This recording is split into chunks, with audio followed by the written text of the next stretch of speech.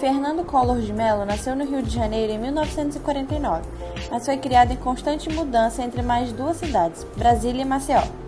Collor foi o primeiro presidente do Brasil após o período de redemocratização iniciado em 1979 e foi concluído com a Constituição de 1988.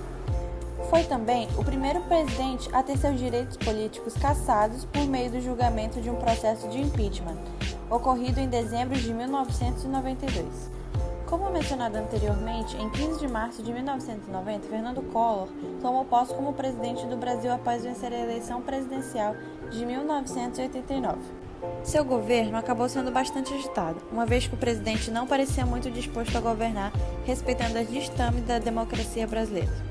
Atacava adversários, voltou-se contra o Congresso e fracassou na economia ao realizar uma das medidas mais traumáticas na memória do brasileiro, o confisco da poupança.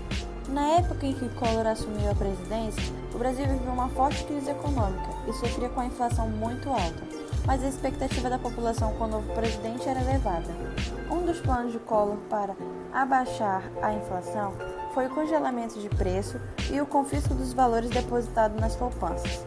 O governo ainda procurou enxugar os gastos públicos, demitiu funcionários públicos e começou um processo de privatização estatais. Houve também um aumento de impostos.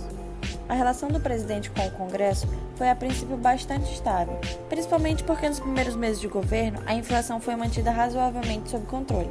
No entanto, à medida que o presidente demonstrou ser incapaz de resolver a situação, essa relação com o legislativo tornou-se bastante ruim. A oposição e o Collor foi encabeçada principalmente pelo PT.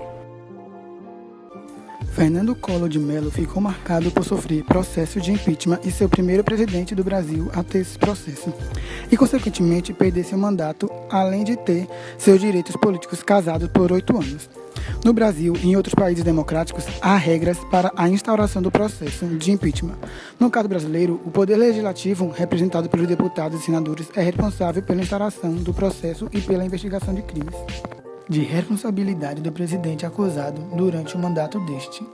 Para que o processo de impeachment seja legítimo e respeite as leis brasileiras, é necessário que sejam apontados os crimes de responsabilidade cometidos pelo presidente e seguidos os procedimentos investigativos que permitam a ampla defesa do acusado.